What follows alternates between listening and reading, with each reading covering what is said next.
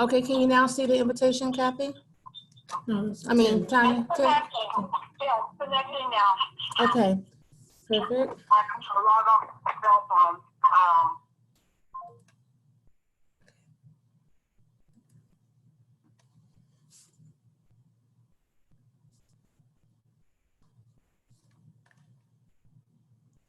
Sharing your timeline. Yes.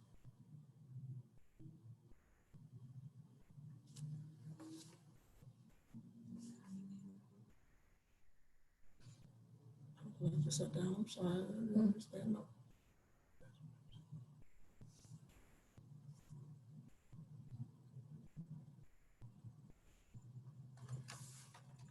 All right. We're going public on this. All right, so whenever you're ready, we're just gonna click on the go live. And then it's the Zoom and the Facebook. Okay. All right, Is she? How do we know she's in? when we go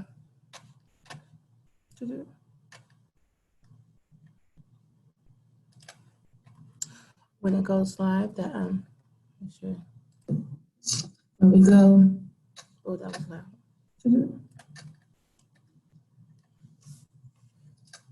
Once we hit go live, when it goes live, then on the Zoom control, into the Zoom. And that's the problem with the sound. I can't show that loud. I have to turn that down. Because it's an echo.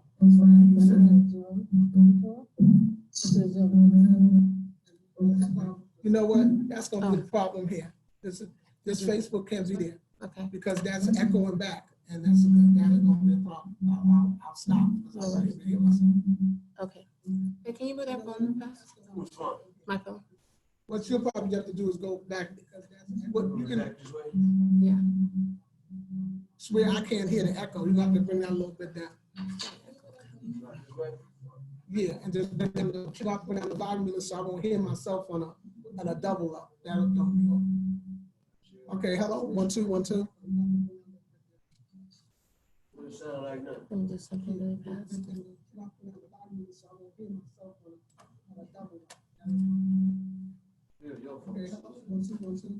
See, it's playing like that now. I can't hear that. I cannot do the show hearing that. I got to do it through.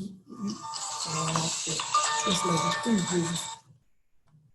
Hello? It's me. Hey. Can you guys hear me? Are you able to hear me? Yeah. Oh, okay. No, wait a minute. No, I'm talking about in the Zoom. We're trying to work it out in the Zoom. Right. So turn on your, I'm going to get off the phone, but turn me on so that you can hear me. Yeah, go to the Zoom.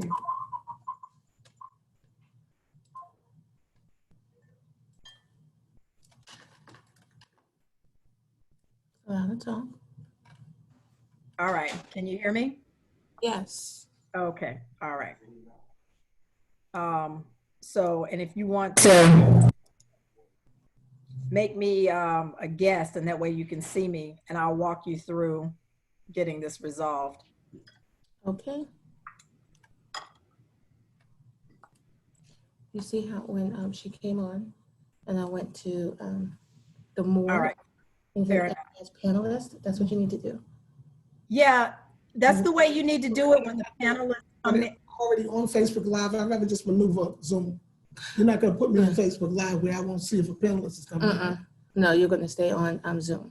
Yeah, Okay. you're going to stay on Zoom, and what she'll do is the beauty of this is I will be muted on this end, and I'll stop the video, and so therefore you'll never see me on your end, but I'll stay on in case there's an issue. Then I can kind of help you through it.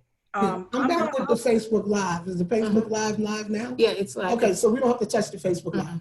Okay, no problem. Wait. You're on Facebook now? I wouldn't, because if you're live right now, that means everybody is seeing what we're doing right now. Okay. So it's muted. It's muted. Okay, it's muted. Okay. So you don't want to go live until you're at the top of the hour, and that would be 8. Well, it's almost 8 o'clock now. So to you, I'm stuffing this one right now. Okay. Let's see. I'm trying to see if Lamar's probably going to be chiming in shortly, and then Ben is going to be chiming in from his cell phone. Do you see them as of yet? Lamarr is in. He's muted right now, so we'll be getting to him in just 2 seconds. Okay.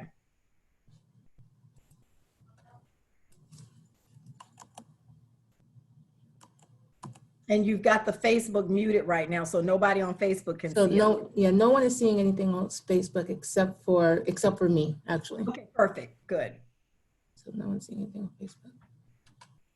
Let me make sure Hamid is on and ready on his end. Okay. Do you want to go ahead and get Lamarr? He's here. Yeah, it's 5 o'clock. Let's go. Yeah, you can pull him in. And Ben will probably chime in. He might be a minute or two late just because he's trying to get to a place where he has stable internet. He's on the road right now.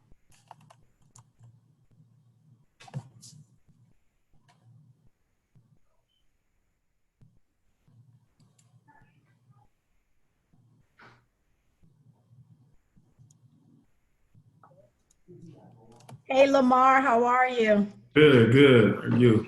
Excellent. Okay, so Hamid, Here you go. This is the Instagram. I think just go. Press that button. Okay. You ready? You ready for the Facebook Live to go Yeah, live? we going to start the show. Okay, we're going live on Facebook in 3, You gotta get out the screen. 2. press I just want you to hit public. Okay, ready? Mhm. Ready? Mhm.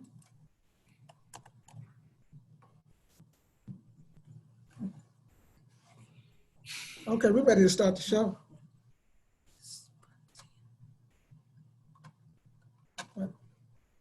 Get rid of that box.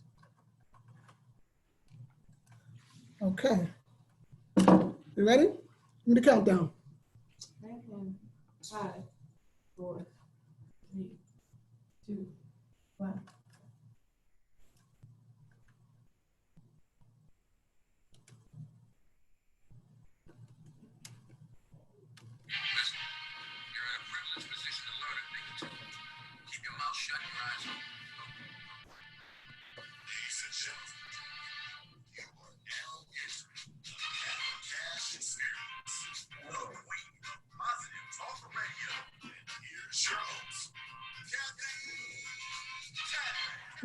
Yes, folks. Welcome to the Cathy Cash Show.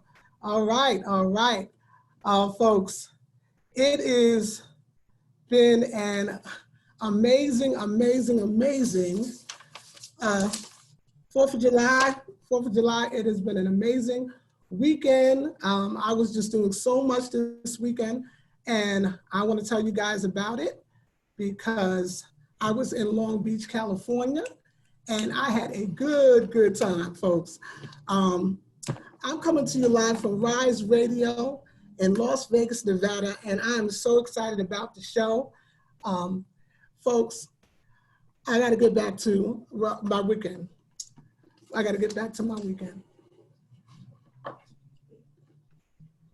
So I want to let you know about where I was and what I was doing 4th of July weekend. I went to Long Beach, California. Big shout out to the LBC.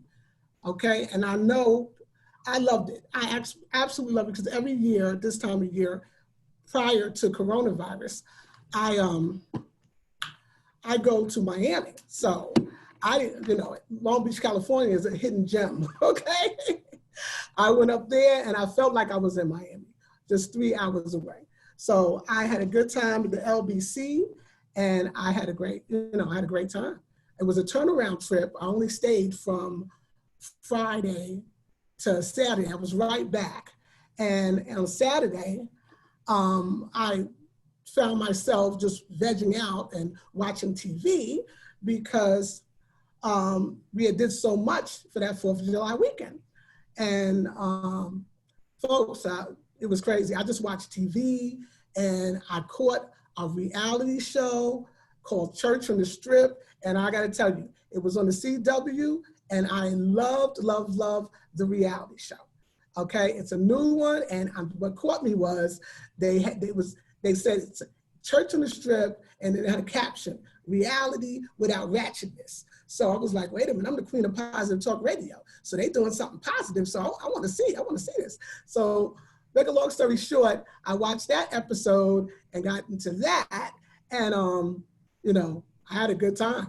I got to get into thanking our sponsors. Without them, we would have not been able to put on this production today. One of our sponsors is Rhythm Festival, a promotional company. They are giving a star-studded Gospel Renaissance August 22nd at the International Christian Center located in Hawthorne, California. And let me tell you folks, this is going to be a great event. You might want to check it out at tgrlivestream.com. Yours truly, your girl, Cathy Cash. I'm going to interview all the celebrities, the backstage interviews. I got that job, okay? So therefore, I want you to go check it out. They got some big names, and they've been wonderful enough to sponsor the show. Let me tell you how we started. We started last week with the series called Black Justice, and we kicked it off with a bang. July 1st show, Wednesday. You got to check it out. It's in the archives. We had guests, the legendary attorney Willie Gary, and we had his son, famed attorney Sekou Gary. That show was it was out of this world, and big thanks to them for participating. This show, we have some wonderful guests. I'm not even gonna get into that yet because I have one more shameless plug to do. I just wanna let you know, you can also go out and get my book.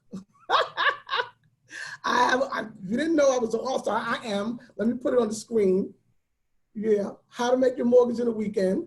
It's a money book. Cha-ching, it's a money book. We talk about how you can save your home.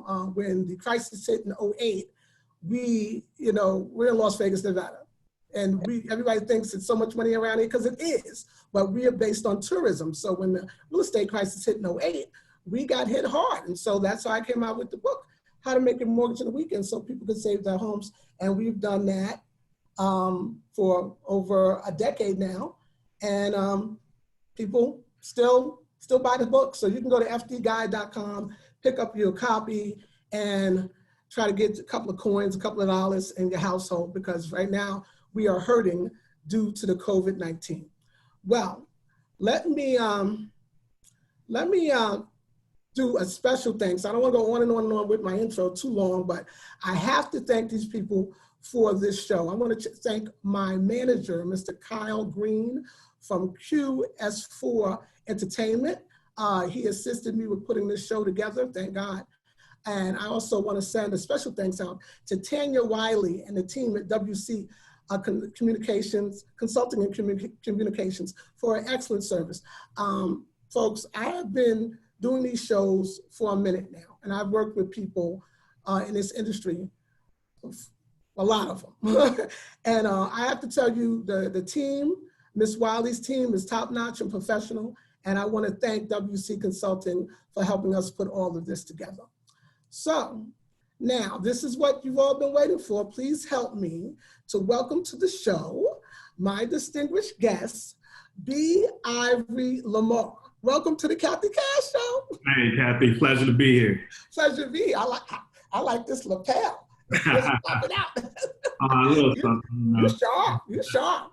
Let me give you some information on who, if you don't know, who Attorney B. Ivory Lamarr is. He is a native of Milwaukee, Wisconsin, and he is currently resides in both Houston, Texas, Atlanta, Georgia. He's a Howard Law graduate, a successful real estate investor, and he has handled some of the high-profile cases that folks around the country are talking about today. Attorney Lamarr was introduced to high-end civil litigation by Attorney James Carter. He is a prominent New Orleans, Louisiana attorney. He then went on to work with Attorney Willie Gary, who was a guest on our show last week, who kicked off the Black Justice series. Attorney Lamarr also serves as a lead focus group facilitator and legal strategist with Tanya Wiley and the team at WC Consulting and Communications. And his law firm has partnered with our second guest, the legendary Ben Crump. to fight for justice in another high-profile case that is brewing out there in Milwaukee, Wisconsin. That case, I'm already reading so much of it. Tell us a little bit about that case, Attorney Lamarr, the case with Joel Acevedo. Sure, Cathy. As we all know, a lot of the national outcry this year in 2020 has been largely due to George Floyd, and largely because of the strangulation, which the nation witnessed, and seeing George strangle for 8 minutes and 46 seconds. What the nation didn't know is that, honestly, about a month or two before George Floyd, Joel Acevedo was also strangled for upwards of 10 minutes, that we believe. This was done by what was an off-duty officer, Michael Mattioli, and he alleged that Joel went into his pants pocket after a cop party, what we believe to be a cop party, and took something from his pants. And what Officer Mattioli contends is that he basically took the law in his own hands at that time. He called 911. He informed the 911 operator that he was going to complete essentially what was an arrest. And in doing so, his actions and conduct of himself and what we believe were two other individuals who assisted resulted in the death of Joel. The facts of this case are horrendous. We listened to the 911 call. We've seen the body cam footage. And in doing that, we believe that the public should be able to have that information and that they should be able to see exactly what transpired on the night of, on the morning of April 19th. They've been reluctant to do so. So obviously this case involves a Puerto Rican. Obviously these type of matters are commonly portrayed when there's African Americans that are the victims. And this case is unique in the sense that there's a Puerto Rican. It's extending to the Hispanic Latino market as well. So, the case has extreme significance, and we are very working intensely to bring justice in this case. Yeah, I was reading over some of the materials about the Acevedo case, and it almost reads like, I have to say, it almost reads like a Hollywood movie. Like, I mean, some of the narrative is like, these gentlemen, these police officers are having this party at a time they're not supposed to be having a party, at a time that they're supposed to be, everyone's supposed to be locked down in the city. So that was like the first flag. If everyone's supposed to be locked down and the police is supposed to be enforcing the lockdown and the governor's mandate, why are they having a party? Right. And that's one of the questions that we want answered. Obviously, that's a time where everyone is supposed to be safe. The name of the order was actually called the Safe at Home Order. So essentially, that night was not a safe circumstance for, Joel, unfortunately. Yeah, well, without getting too deep into the particulars, because I read the complaint and I read some parts of the complaint that kind of seemed like it almost was like orchestrated, like a play, like a dance, like, I don't want to get too deep in the case, and the case in and out, but when I was reading the complaint, it seemed like they were pretending that one thing was going on when actually another thing was going on in regards to the assault on Mr. Acevedo. Sure. Can you give us some insight about that without giving away too much? I know you can't speak on the case too much.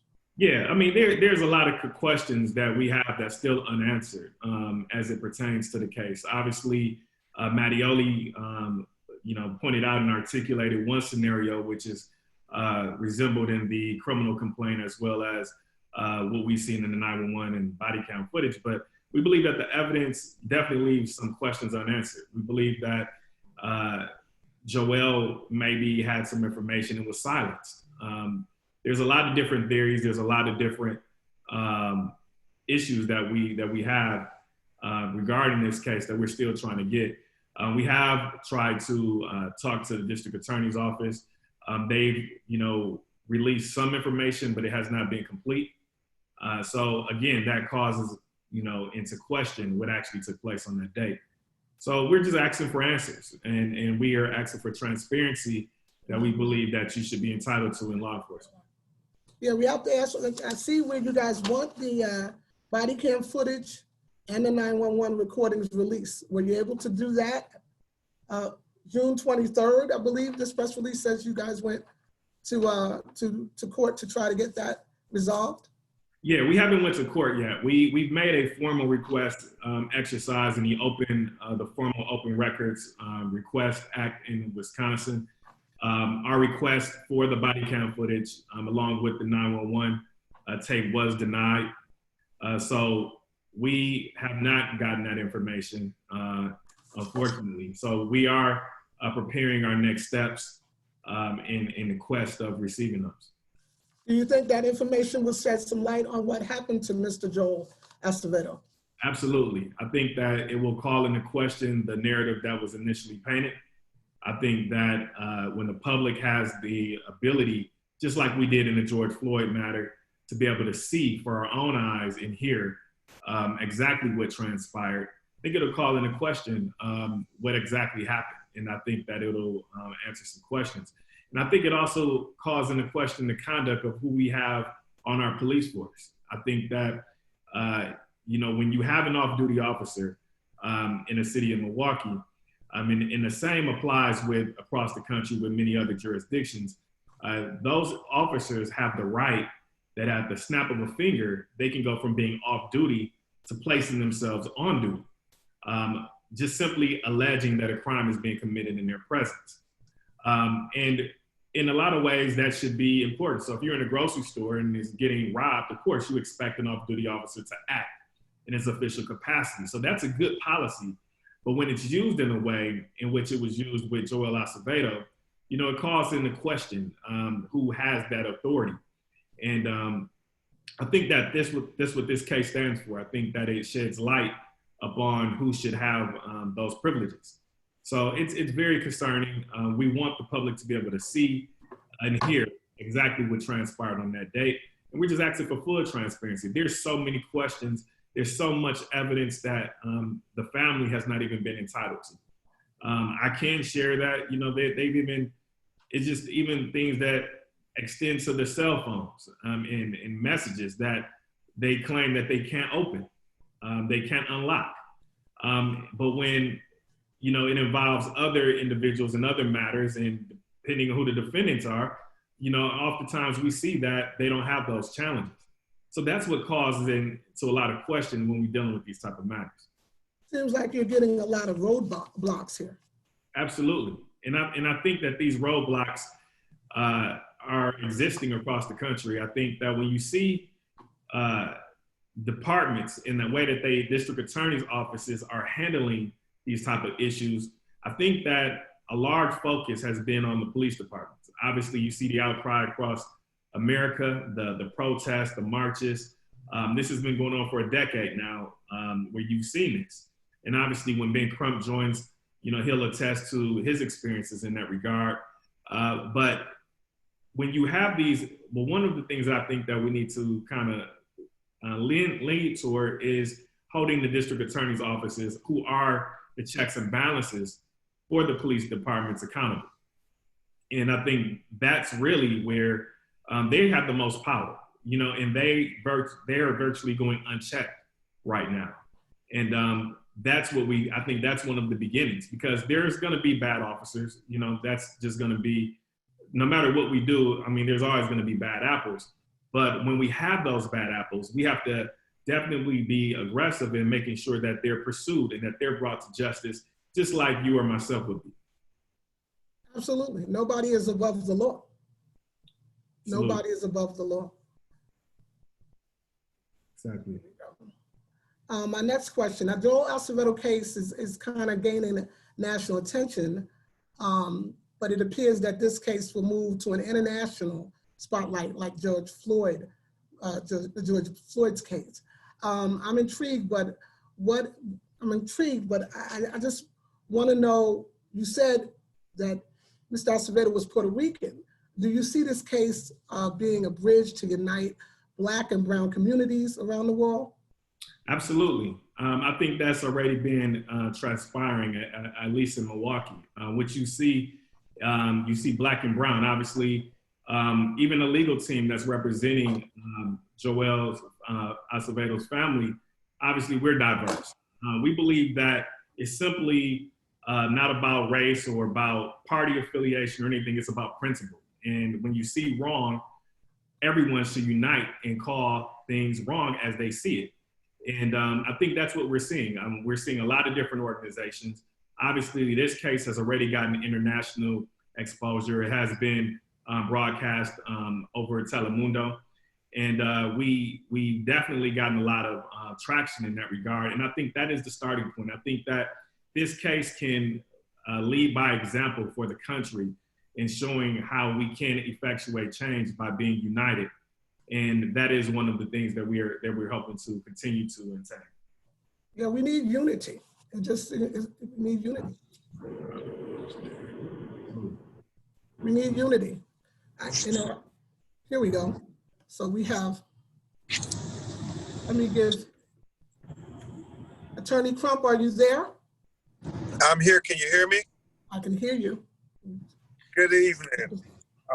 I am traveling, so I apologize, but I'm so very honored to join your show and talk about these important issues with my great co-counselor, B. Ivory Lamarr, as we try to fight for justice for this family who saw their loved one strangled to death in the chokehold by the police longer than George Floyd, who had a knee on his neck for 8 minutes and 46 seconds, where Joel Acevedo was strangled for more than 10 minutes, but yet the police officer that strangled him has not been fired.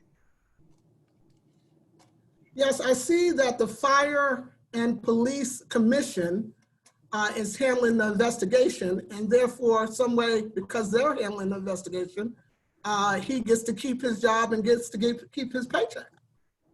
Yeah, you know, Attorney Lamarr and Attorney Kirk and I, we've been talking a lot about it, and it's very interesting how these cases unfold. In many ways, Cathy, because they haven't terminated him, we believe we can argue in the civil wrongful death case that because you did not terminate him, in essence, you were condoning his actions. Even though he's been charged with the second degree murder, he still has his job. As Attorney Lamarr so articulately stated, he is still being paid. His bail is being paid by the taxpayers, even though he choked an innocent man to death. And when you think about George Floyd and what happened when we saw that video, those officers were arrested, Cathy, within 2 days of, this horrific, inhumane, it still breaks your heart to this day, inhumane strangulation of George Floyd with a knee on his neck for 8 minutes and 46 seconds, while lay people all could tell that they were killing him. These police officers who were supposed to be trained as first responders to save life, not to take life, were supposed to be trained to protect and serve, were supposed to be trained to de-escalate, but it was the lay people on the street who saw that they were killing them and took their video cell phones and recorded it, like the 17-year-old high school student who literally watched the murder of a man, and you can only imagine the mental anguish and the psychological scars that she's gonna have for the rest of her life. But it was because of the public seeing that video that it compelled them to go ahead and fire them. That's why Attorney Lamarr and I are fighting so gallantly to make sure that the 911 tapes and the police body cam video is released, because I believe when they see it, and when Tanya Wiley helped us get it circulated around the world, that there's going to be pressure to go ahead and fire this killer cop who killed this young man who had his whole life ahead of them. And once you think about it, Cathy, once, whether it's in the case we handling with Ahmaud Arbery, when the people, we the people see the video, that's when things happen.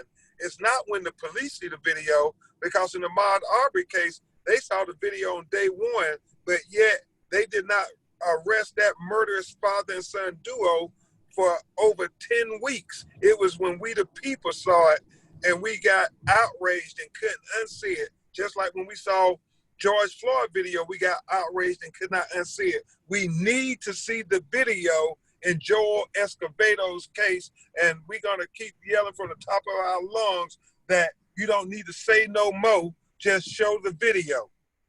Just show the video. I wholeheartedly agree. These cases that we keep seeing on the video, and I think what's so bothersome is we're seeing so many strangulation, asphyxiation, illegal chokeholds. Eric Garner in New York City, illegal chokehold. There's so much anger involved in cutting off a person's air supply.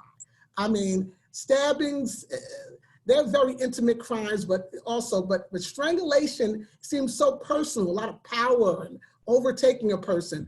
What is your thoughts about, Attorney Ben Crump, what is your thoughts about the way we're seeing people die?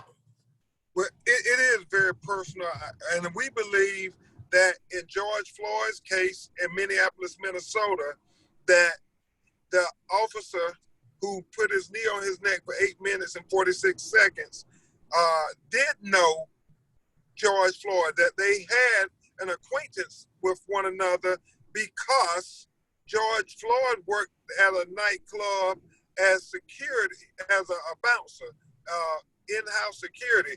And the officer, Derek Chauvin, worked at that same nightclub as off-duty police detail. So they had to interact, is what we have concluded on some occasion, if both of them worked at that same nightclub for about a year.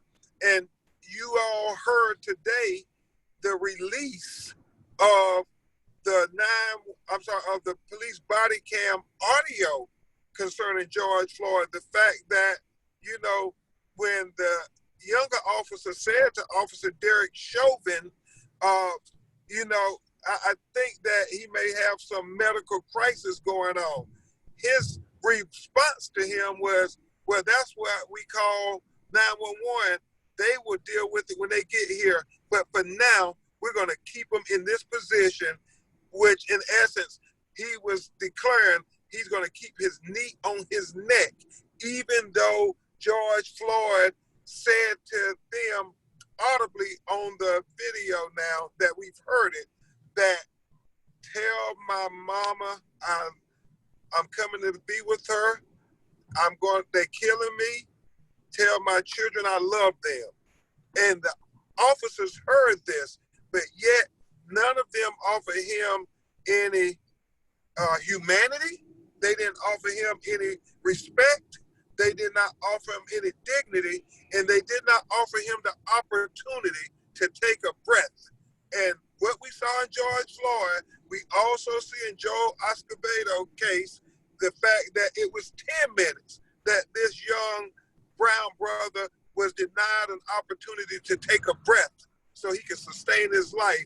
And it was the police, who I agree with you, Cathy, doing a very personal thing. I mean, it's torture when you think about you choking somebody and they are struggling for air and you deny them that. I don't know how you can't say that's not personal, how that's not torture. It is torture. And you know, it's Brother George Floyd, that video, it is provoked. One thing it has done, it has provoked an honest conversation about police brutality and racism in this country and around the world. 18 countries, protests in 18 countries or more, 50 states. Attorney Crump, you know, why do you think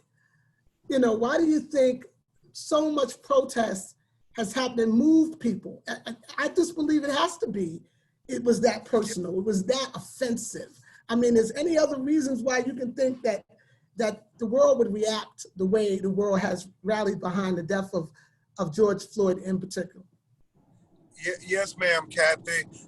And I've been asked that question several times as we literally have been contacted by news outlets all across the globe, whether it's in Berlin, Germany, Paris, France, Australia, England, Canada, Toronto, Japan. Everybody. That video, and this was 3 weeks ago, Cathy, it had been seen 500 million times on YouTube. I'm sure people watched it on other news outlets and internet providers, but on YouTube, 500 million times, and that was 3 weeks ago. I believe it's probably been seen 1 billion times now around the world. And so what I believe, why it has galvanized so many people, and again, why Attorney Lamarr and I are saying we got to release this video, is because America and society in general have gotten used to reality TV.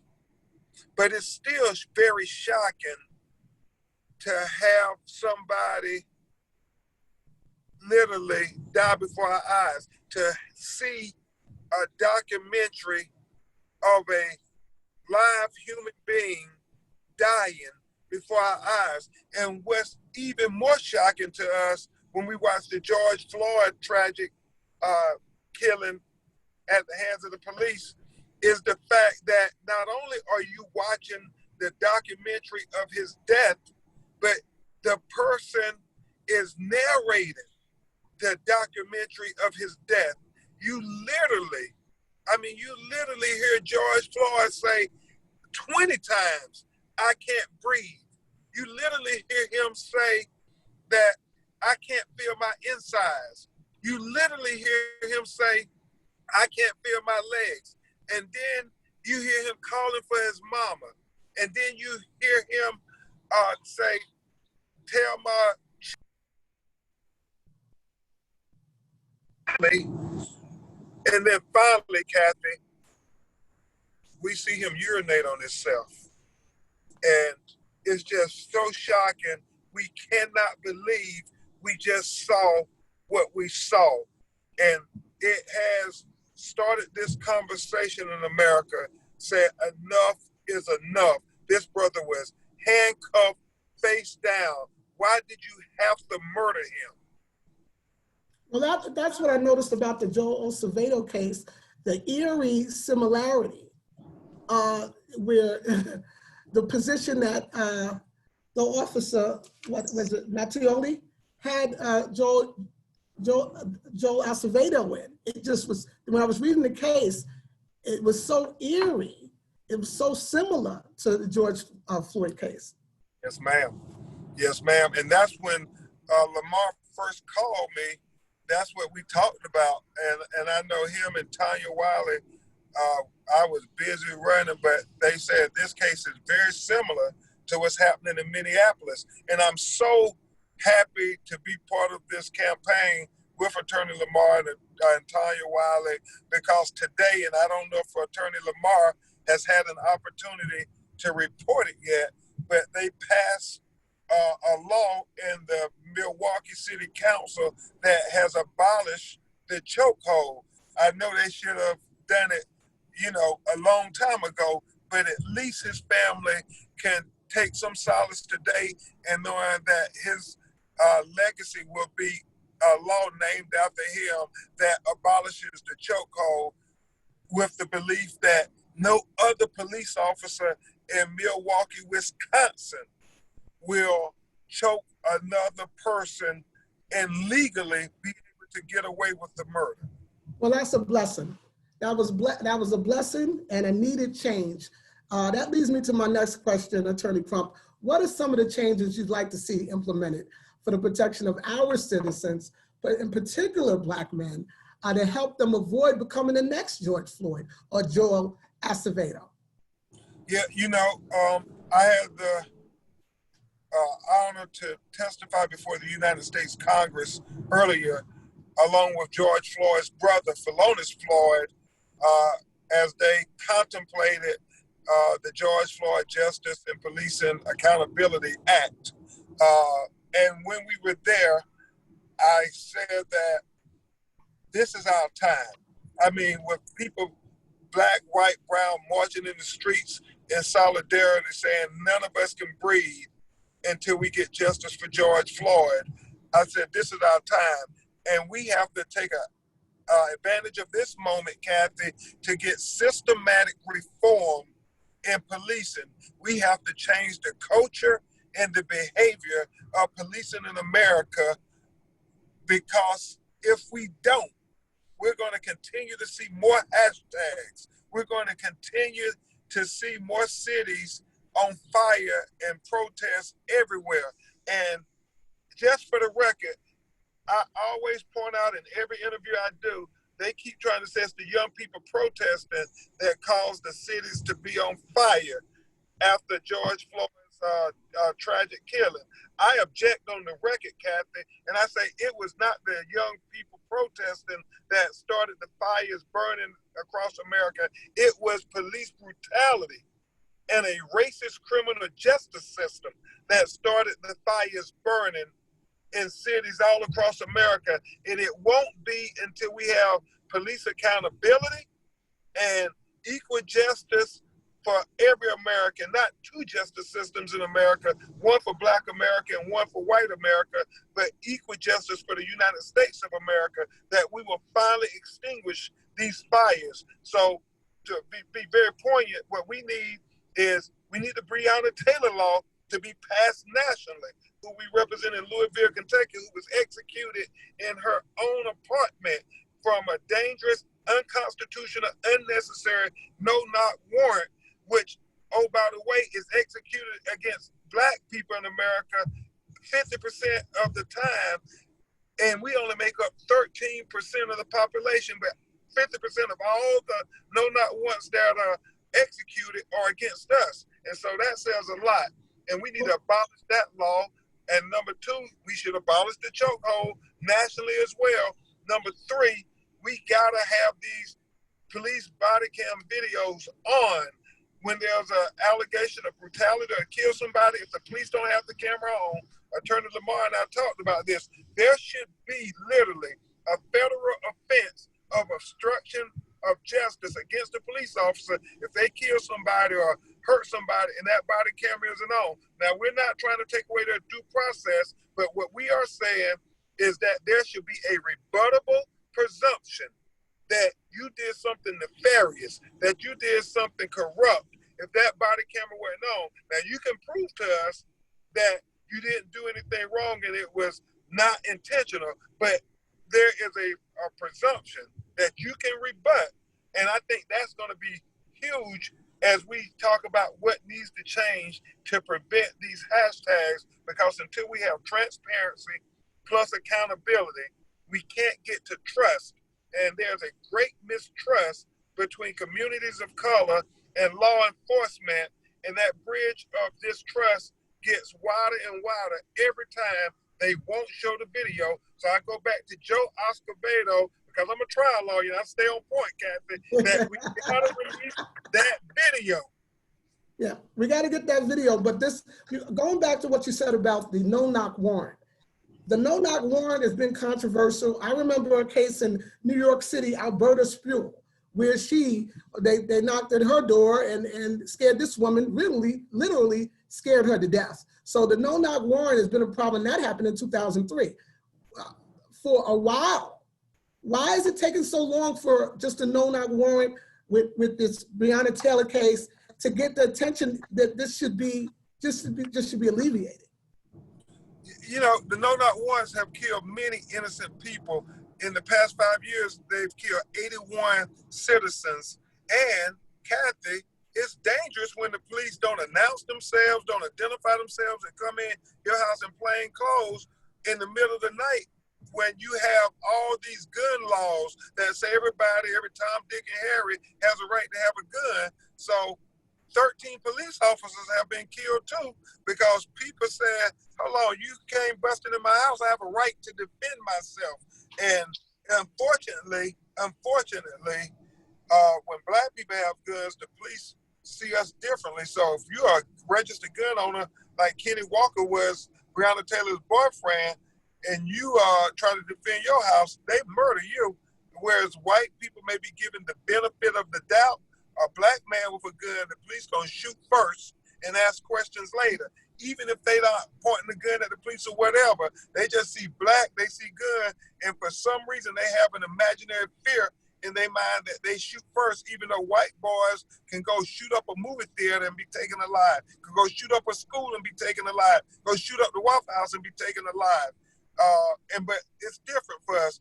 And to your point about the no-knock warrant, you know, black women, I think of Catherine, I can't remember her last name, in Atlanta when they killed the 84-year-old grandmother in Atlanta on a no-knock warrant. Some of your audience maybe remember that. And then I'm sure many of your audience remember the 7-year-old Ayanna Stanley in Detroit.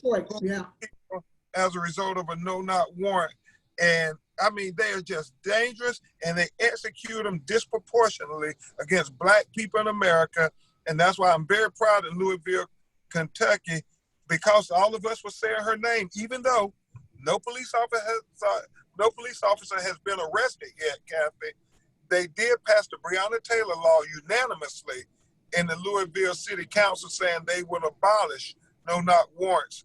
And I just have to make a point, because I try to be consistent. Every interview I do, we talk about the brothers being executed by the police, and for some reason, sisters don't get the same attention and recognition that brothers do when they're executed by police. And so we got to continue to say Breonna Taylor's name and say that black women deserve equal justice, and black women lives matter too, because Ahmaud Arbery, we got charges.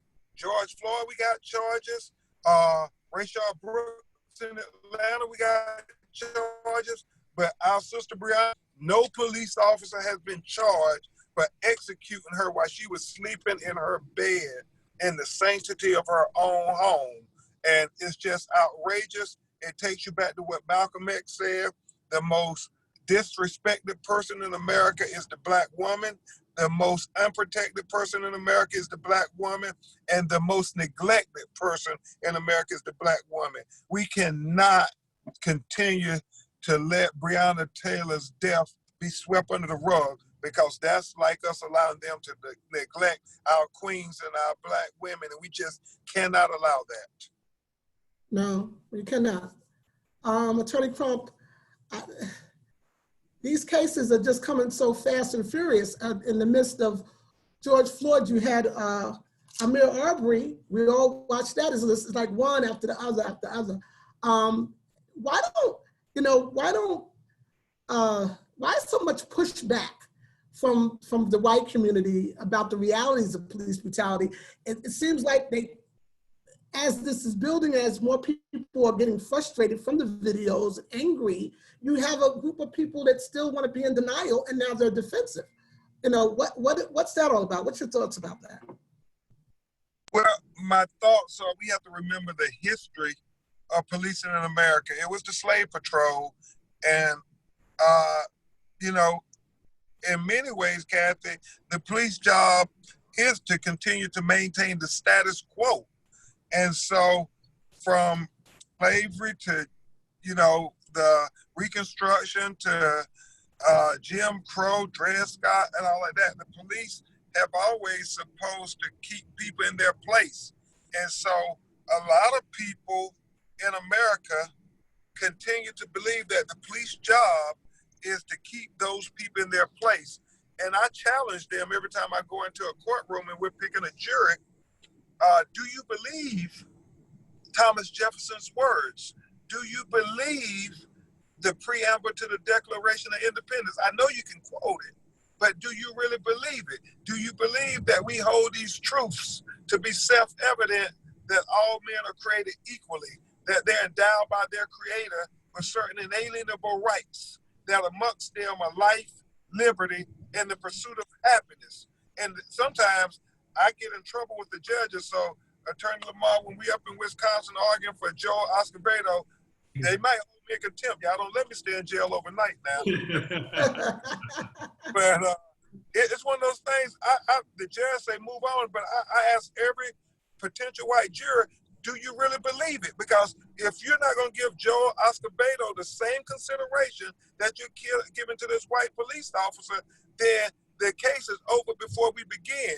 And those prosecutors in the criminal cases, you know, we fortunately we've been blessed. We always win our cases in the civil case. We've never not recovered for the families. But when the prosecutors are trying to criminal cases, even though they convict black people every day and twice on Friday, when it comes to us as the victims and we're dead on the street and the police officer or the wannabe police officers or the killers, it seems like it's a fish out of water experience that the police can't ever, the prosecutors can't ever get a conviction, whether it's Trayvon, whether it's Michael Brown, whether it's Alton Sterling, whether it's Eric Gardner, whether it's Tamir Rice, whether it's all these cases, Sandra Bland, Natasha McKinney, it go, Ayanna in Detroit, the little 7-year-old, no cop was convicted for that there. And so we got to hold these prosecutors accountable. There's no other way we can say it. They have to be held accountable. And I'm very happy in the aftermath of Michael Brown and Ferguson, we elected our first black prosecutor in St. Louis County, Wesley Bell, because Bob McCullough, the white prosecutor, wouldn't do his job. And same in Trayvon Martin, they elected Aramis Ayala, the first black prosecutor ever elected in the state of Florida, state attorney, because they didn't do their job. And then Tamir Rice got rid of that prosecutor too because he didn't prosecute the cop in the killing of a 12-year-old child playing on the playground. So when we the people are engaged and empowered and educated, we will do it. And so now Attorney Lamarr and I are in Milwaukee, Wisconsin, asking for the people to raise up and unite for justice for Joel Escobedo. We can do it. We the people have the power. When you start talking about the prosecutors and the police unions in particular, my next question is directed toward the police unions. Do you believe that brotherhood of sort enables law enforcement officers to get away with murder? Do they have a culture of just the blue wall of silence or just whatever it is that they look at each other? Does that extend to the prosecutor's office? I'll let my great co-counsel Attorney Lamarr answer that one. I think that police unions definitely have I think they, in some ways, through negotiating, can inhibit the prosecution effort to be able to prosecute some of these cases. I know sometimes they might negotiate that they have an ability to talk to an attorney prior to the investigation and giving statements prior to that can inhibit their ability to gain a lot of information that otherwise other individuals are not privy to. So I think that they definitely have some role and create roadblocks that can stop the prosecutions of some of these incidents. And it seems like you're running into a lot of roadblocks with getting out the truth of the case. It just seems kind of unfair that this police officer in the Acevedo case gets to have his paycheck until this is all sorted out. I read that the judge did not raise the bail. He didn't raise the bail from the initial bail that was set for $50,000. Is that true?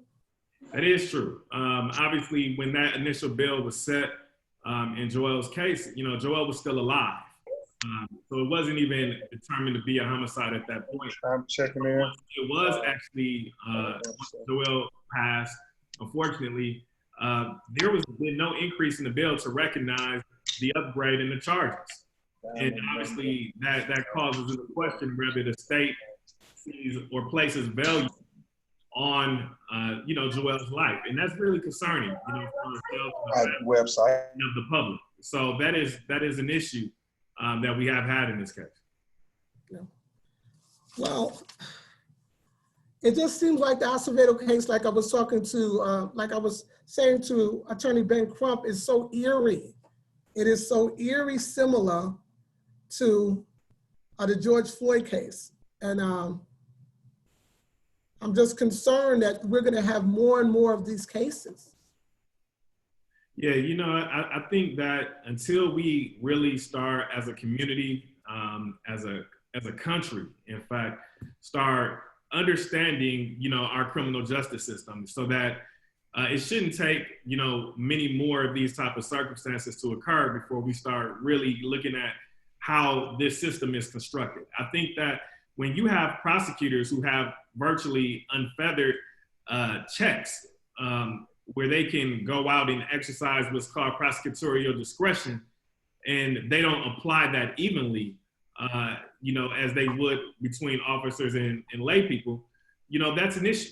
And that's where we have to continue to advocate that charges are brought against these officers. I mean, obviously, when there's a lay person that is charged or accused or suspected to have committed a crime, the same type of advocacy is not needed. They just charge, and if the evidence doesn't quite align, the probable cause has been established, then they either downgrade the charge or dismiss it later. That doesn't happen when it's officer involved. They seem to be privy to a benefit that we all are not entitled to. And that's the case that we're dealing with in Joel. In this case, there's two other individuals who we can hear on the 911 call all participate in the strangulation. You hear the gasp for air, you hear them bumping, you know, in those situations. So you hear all of these different issues that in which they're not being brought. You see on the body cam the other individual holding Joel down. This was not an act done just by Michael Mattioli. So that poses an issue that needs to be addressed. So we need to address as a country prosecutorial discretion.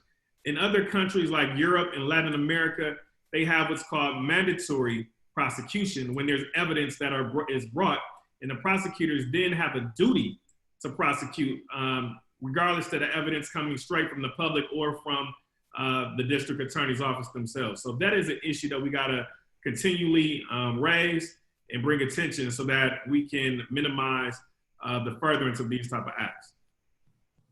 It has to stop. I know Mr. Acevedo's family, his father is Jose. His father's name is Jose Acevedo. Yes. Okay. Nobody knows, you know, how these families feel. You know, nobody walks in their shoes. And that's the first thing when I was looking at the article, it seems like his father is just so brokenhearted about, and his rest of his family, about that untimely death of Mr. Joel Acevedo. My question is regards to, do you see any similarities with all these cases? They have to deal with grief differently. You know, what's some of the similarities you see with the families that have to deal with the untimely death of their loved ones, different than a natural cause?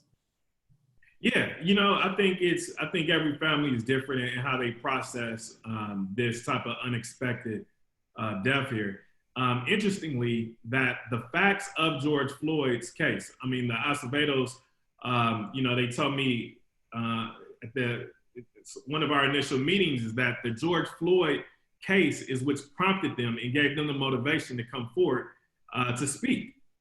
Before that circumstance, they were, you know, just kind of dealing with everything on their own, keeping everything closed in. And by them speaking publicly, it kind of releases some of the trauma that they've experienced over these last 3 months. So it's interesting how each one of these cases build upon each other, and how when you speak out, it kind of can empower other individuals and other families. And that's what we are seeing across the country as well. We're seeing what happened in Minneapolis contribute to you know, what's happening in Milwaukee and across the country with different organizations coming together, whether it's Black and brown. You know, this is not just an African-American issue anymore. This extends to minorities overall, and it's a policing issue. It's a district attorney's issue across the country. So I think that it tends to bolster this national conversation.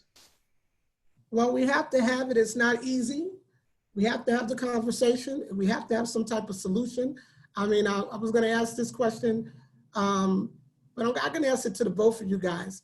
I mean, if you want to really talk real about what's going on now. Do you believe the Trump administration contributes to the problem we're seeing in law enforcement and across America? The culture right now is just so divided. Sure. Yeah, I think that definitely when you have that type of rhetoric coming down from leadership, that definitely feels individuals to be empowered and it tends to bring out a boldness that normally would not exist or be hidden in some instances. And I think that that is what we're seeing across the country. And officers feel some type of entitlement that if they participate in this type of conduct, that they'll be protected. You know, it's almost like a token or some type of privilege that they seem to receive upon doing it. It's like a badge of honor that they've done this. And that's the way that it seems like a lot of prosecutorial organizations are almost treating it. And it's very, very disheartening to see that. And as a community, we need to obviously continue to change these things. We need to continue. I want to, you know, at this time, just recognize all the allies that we have. Obviously, you've seen the unification between Black and brown communities, but you also see Caucasian. You see a large amount of Caucasians across this country. And I think that is something that is historic, to be able to see all these individuals unite for one common cause. I mean, wrong is wrong. And I think that this is a principle issue. This is about morals. This is about integrity. And I think that people across the country are seeing that. So that's something in light of darkness that we can be proud of and kind of see some movement going that direction. Well, we see a lot of movement. It's just right is right and wrong is wrong. And when we see wrong broadcasted all over our streamed all over our television sets, it's nothing else to do but stand for right. And that's what I believe. You know, I don't know. This is just a different time that we're in. I called it on the last show, the perfect storm. Seemed like everybody was inside, stuff, you know, we've been restricted our movement from COVID-19. So we basically were able to really see, the blinders were off because we were able to really see. So that's why I call the perfect storm, that people actually seen what maybe they didn't want to see before. Right. You know, so what can we do? We're wrapping up our interview here. I just have a couple more questions. What can the Black community do in particular to stop police brutality?